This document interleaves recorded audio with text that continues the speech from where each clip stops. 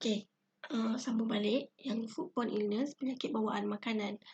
Okay, yang ni Madam mention macam ni lah.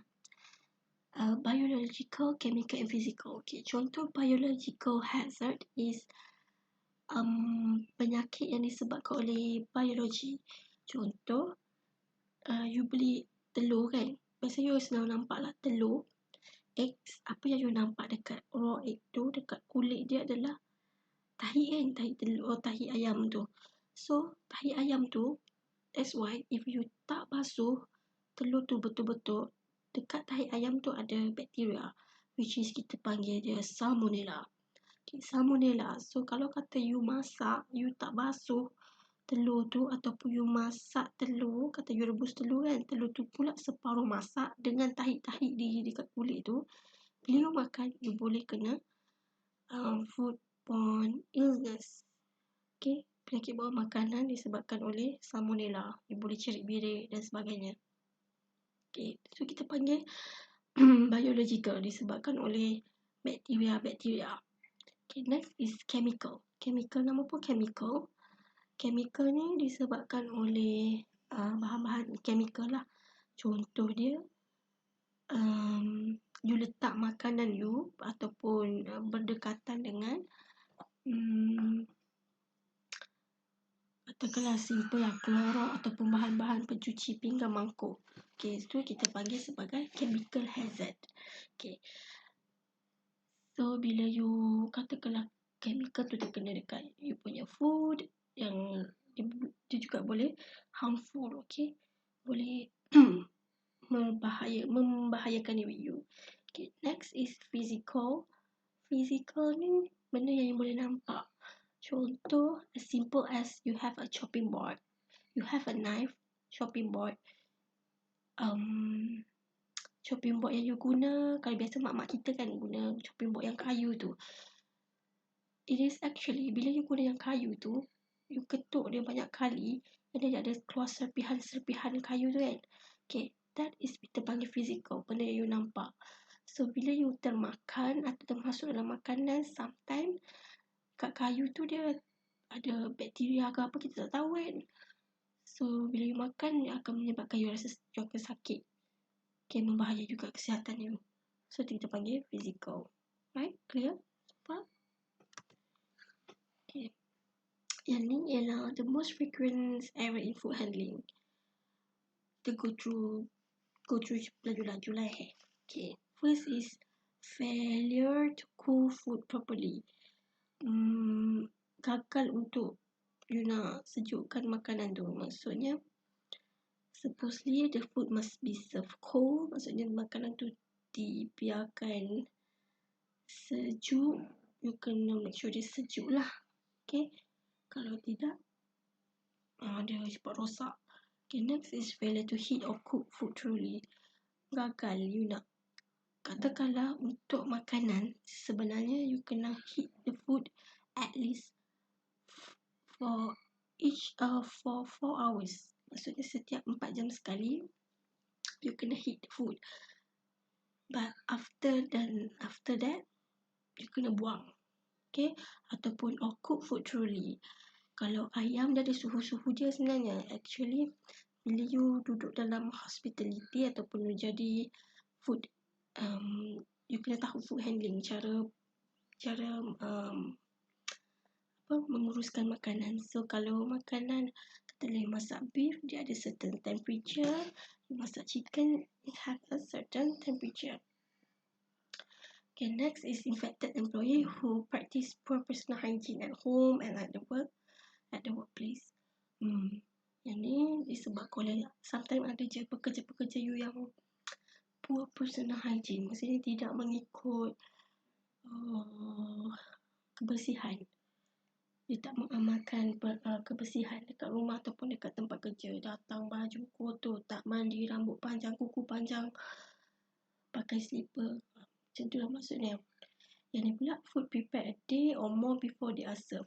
Sometimes yang ni banyak Contohlah bazar Ramadan, banyak jadi. Ataupun restoran sebab you nak cepat kan, so you prepare food sehari sebelum ataupun lebih. before they are served. Tak pun kadang tu you reheat je. You heat, panaskan balik. Tak habis, you panaskan balik. Panas balik, you jual lagi. Okay, yang tu tak boleh sebenarnya. Salah. Okay, next is raw contaminated ingredient. Bahan mentah you campurkan dengan bahan benda lain. Bahan mentah you letak bersekali. Contohnya ayam mentah you letak dekat sekali dengan sayur ataupun sekali dengan makanan yang you dah siap masak. Terus sebelah ayam tu ada pula kek. Tu salah Okay, 6. Food allow remaining at bacteria incubation temperature. Yang ni you dah masak. Mungkin lah you dah masak makanan ataupun makanan tak masak lagi, you biarkan dia dedah macam tu. Contoh macam ayam kan. For example, chicken is this from the, kata you nak masak ayam. Lepas tu you nak thaw dia kan, nak minyah beku dia tu, you biarkan dekat suhu temperature lama. Kalau katalah sebenarnya untuk defrost dia ambil masa dalam 1 jam. Tapi you letak defrost dia lebih daripada 1 jam, 4 jam, 5 jam, 1 hari sampai dia rosak. So itu salah. Ini failure to reheat cooked food. Yang ni sama juga. Reheat cooked food maksudnya macam tadilah, panaskan balik makanan.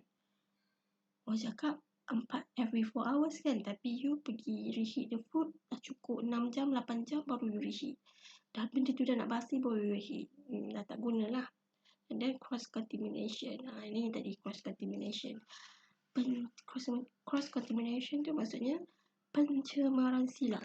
Pencemaran silang tadilah you letak ayam sebelah dengan kek. Okay, letak ni food with raw food. Maksudnya letak sebelah dia ayam, sebelah dia kek. Ataupun by employee who mishandle food. Maksudnya employee kita sendirilah. You employee, you nak potong benda yang nak masak kan. You nak serve kek tapi you tak basuh tangan. Ataupun you guna improperly clean equipment. You guna pisau yang tadi you potong ayam, lepas tu dia buat potong roti. Okay, itu salah. So next is controlling or destroying bacteria.